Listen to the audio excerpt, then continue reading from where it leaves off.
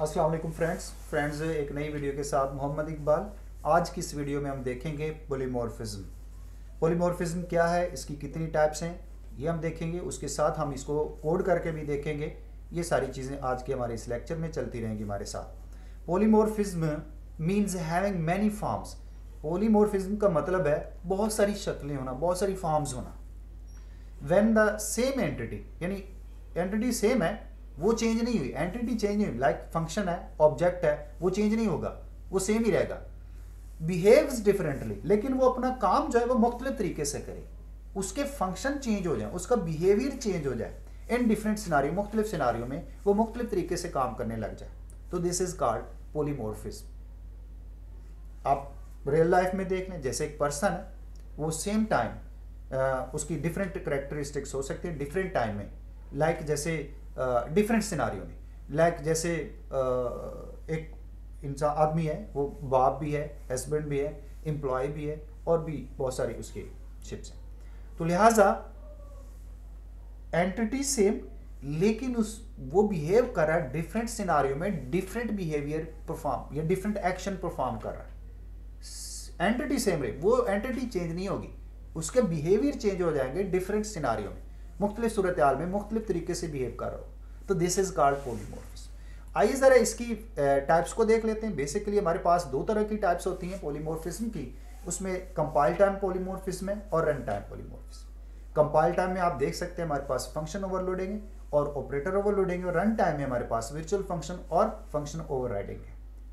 तो friends, function overloading को हम देख चुके हैं कि एक से ज़्यादा फंक्शंस बनाना और उनको यूज़ करना अपने प्रोग्राम में, वो हमारी फंक्शन ओवरलोडिंग कहलाती है। आज के इस लेक्चर में हम देखेंगे ऑपरेटर ओवरलोडिंग, ये भी हमारी पॉलीमॉर्फिज्म है। आइए ज़रा हम चलते हैं इसके कोड की तरफ, तो वहाँ पे हम देखते हैं कि ये किस तरीके से पॉलीमॉर्फिज्म को परफॉर्म किया जा रहा है।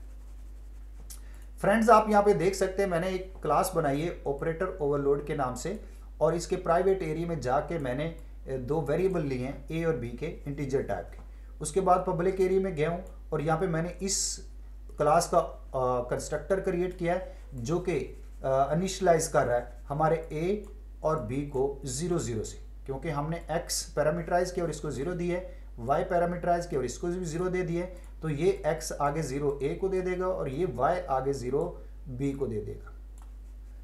इसके बाद हमने ऑपरेटर ओवरलोडिंग का फंक्शन डिफाइन किया है। तो ये करने के लिए आप क्या करते हैं, ये पहले मैंने क्लास का नाम लिखा है, ये मैं इससे कोई चीज़ रिटर्न करवाना चाहता हूँ, इसलिए मैं इस फंक्शन के सामने क्लास का नाम लिखूंगा।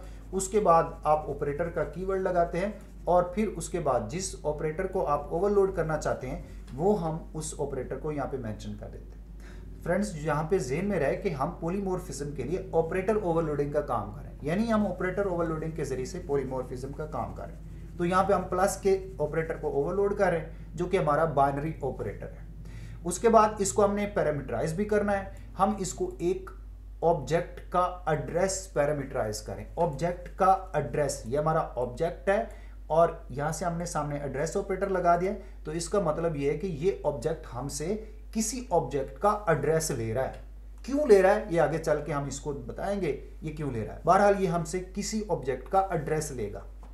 इससे पहले कॉन्स्ट का कीवर्ड लगाया हुआ है, तो स्टूडेंट्स ये फ्रेंड्स ये जो स्पेसिफायर हम यूज़ करते हैं ये इसलिए करते हैं कि ड्यूरिंग एग्जीक्यूशन हमारा कंपाइलर जो है या कोई भी हमारे इस ऑब्जेक्ट के अंदर ये जिस चीज़ के सामने आप इसको मेंशन कर देते हैं उनकी वैल्यूज़ को चेंज ना किया जाए, इसलिए हम कॉन्स्ट का स्पेसिफायर यहाँ साथ लगा देते हैं। उसके बाद हम इस फंक्शन में जाके हमने एक ऑब्जेक्ट क्रिएट किया है, उसी हमारी अपनी क्लास जो ऑपरेटर ओवरलोडिंग के नाम से है उसका हमने RES के नाम से एक ऑब्जेक्ट क्रिएट कर दिया। फिर हम क्या कर रहे हैं कि हमारे पास कोई दो ऑब्जेक्ट्स होंगे, उनके वेरिएबल्स को उठाएंगे, उनको जमा करेंगे और इस RES के वेरिएबल में रख देंगे, इस ऑब्जेक्ट के वेरिएबल में रखेंगे। इसी तरह दो और हमारे पास वेरिएबल्स होंगे, उनकी वैल्यू उठाएंगे, उनको जमा करके इस RES के बी के वेरिएबल में रख देंगे। फिर जब ये हमारे पास दोनों वेरिएबल्स में जमाशुदा वैल्यू आ जाएगी, हम इस ऑब्जेक्ट को रिटर्न कर देंगे।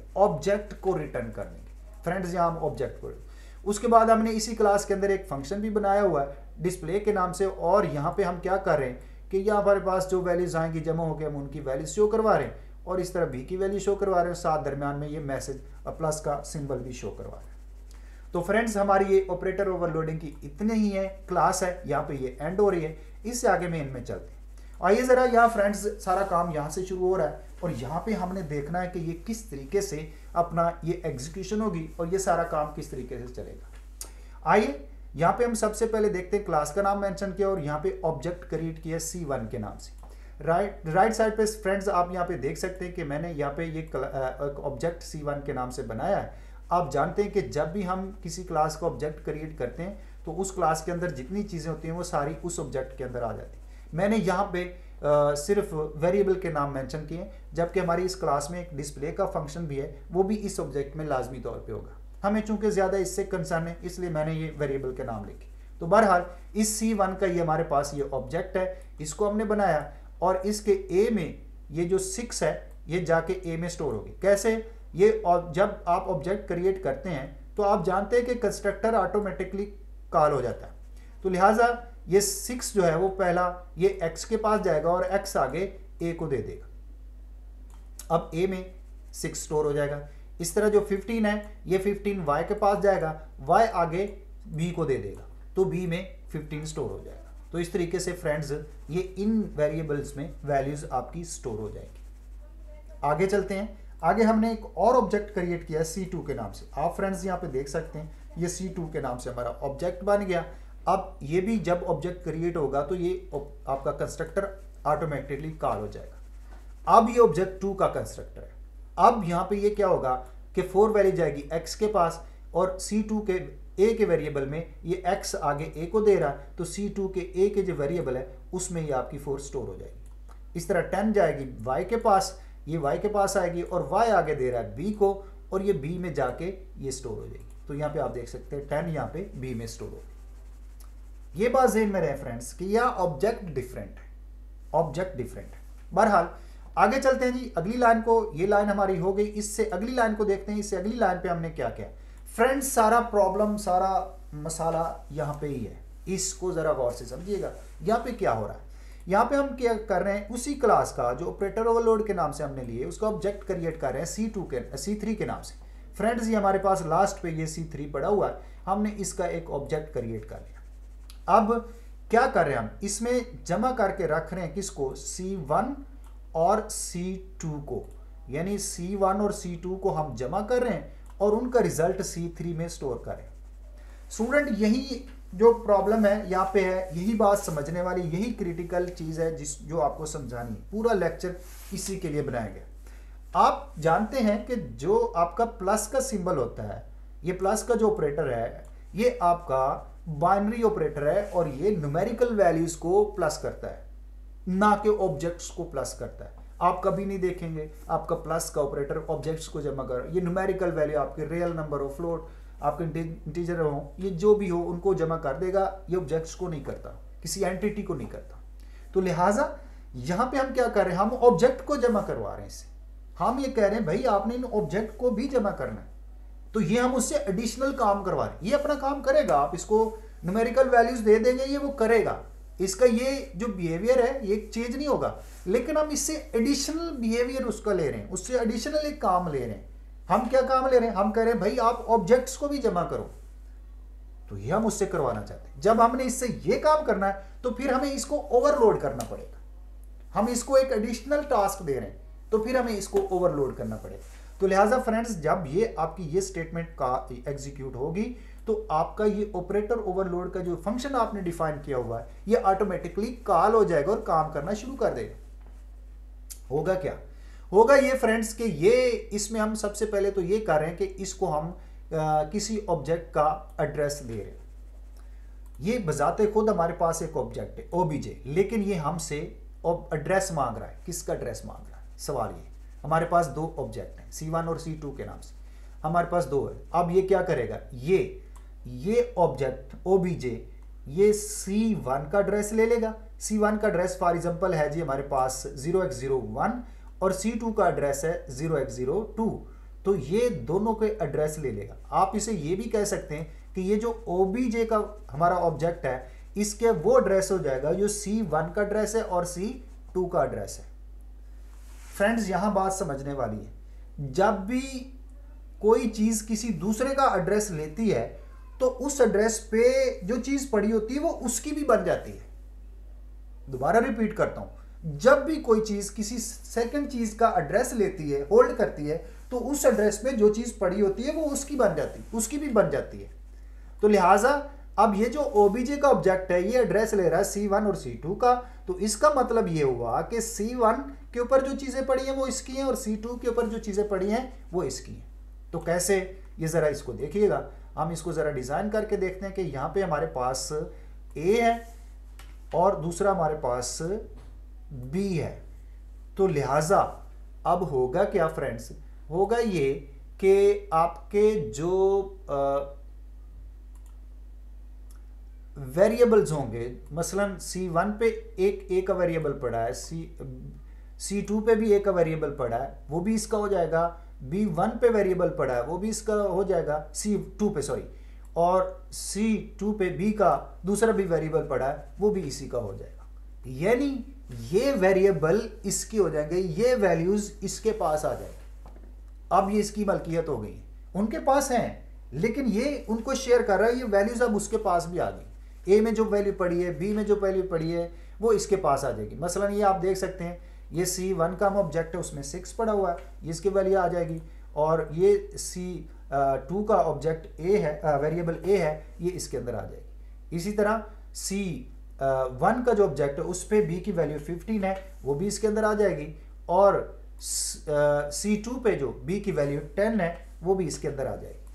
तो ये अब इन वैल्यूज को शेयर कर रहा है, क्यों कि हमने इसके एड्रेस दे दिए, इसे दो ऑब्जेक्ट्स के एड्रेस दे दिए हैं, C1 और C2 के एड्रेसेस दे दिए हैं, ये एड्रेसेस को शेयर कर रहा है। तो इन एड्रेसेस पे जो चीजें पड़ी हैं वो अब इसकी हो गई हैं। तो इस तरीके से फ्रेंड्स ये इन वैल्यूज को होल्ड कर लेगा, ये इन वैल्यूज को होल्ड कर लेगा। आगे चलते हैं, आगे हमने एक और ऑब्जेक्ट बनाया, RES के नाम से हमने एक और ऑब्जेक्ट बनाया। अब यहाँ पे देख सकते हैं थर्ड जो हमारे पास ऑब्जेक्ट पड़ा RES के नाम से है। अब इस RES के A, यानी ये चूंकि ऑब्जेक्ट है क्लास का तो इसके अंदर भी A का वेरिएबल होगा, और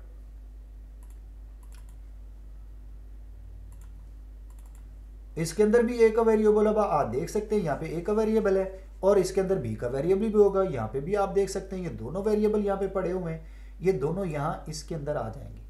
अब इसके अंदर वैल्यूज कौन सी आएंगी, वैल्यूज आएंगी A प्लस OBJ.A, यानी जो ऑब्जेक्ट ने वैल्यू OBJ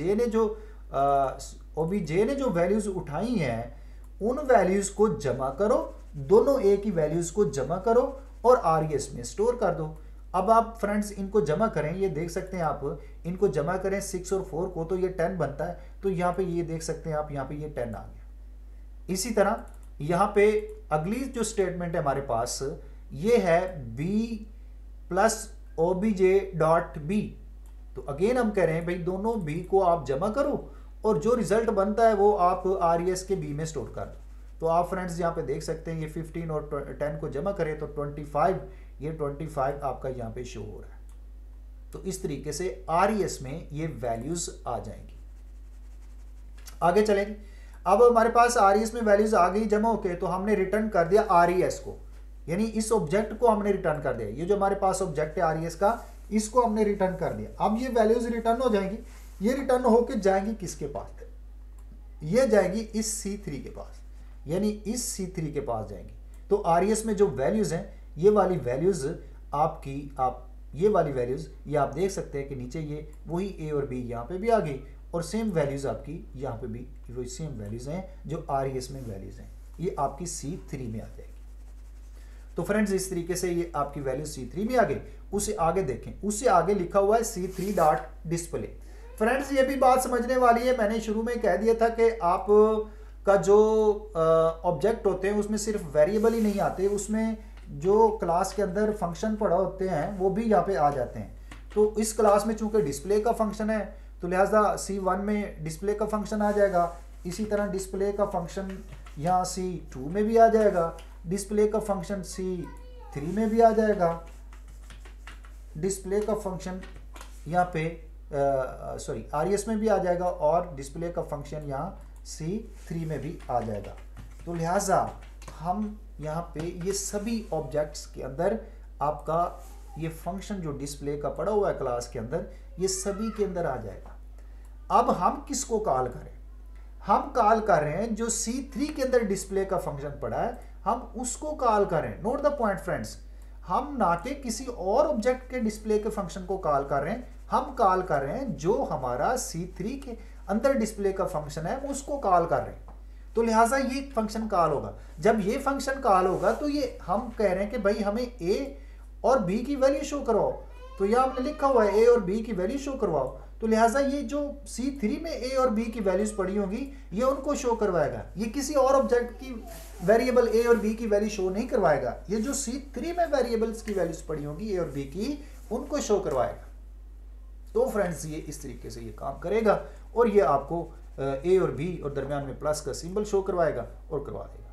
यहाँ पे ज़रा हम इसको कंपाइल करके और इसको रन करके देखते हैं क्या ये हमें वही आउटपुट देता है। तो फ्रेंड्स आप देख सकते हैं कि यहाँ पे 10 + 25 ये आपको सेम वही आउटपुट दे रहा है। तो इधर भी हमारे पास वही वैल्यूज पड़ी है, A की वैल्यू 10 है और B की वैल्यू 25 है। तो आप फ्रेंड्स यहाँ पे देख सकते हैं वही वैल्यू उसे हमने उसे कहा है कि A की वैल्यू और B की वैल्यू, तो A में 10 और B में 25, ये हमें वही इशू करवा रहा है। तो फ्रेंड्स ये हमारी स्टेटमेंट एग्जीक्यूट होगी, उससे आगे देखेगा, उससे आगे हमने मेन का प्रोग्राम ही बंद कर दिया। तो इस तरीके से आपका ये फंक्शन ही बंद हो जाएगा। अब ये थी फ्रेंड्स हमारे पास पॉलीमॉर्फिज्म और इसमें हमने ऑपरेटर ओवरलोडिंग को देखा जो कि पॉलीमॉर्फिज्म की एक टाइप है, एक किस्म है। होपफुली आपको समझ आई होगी, अगर नहीं तो फिर भी कहीं कोई क्वेश्चन है तो आप मुझसे ज़रूर पूछिएगा। तब तक के लिए अपना बहुत ज़्यादा ख्याल रखें। अल्लाह हाफिज़।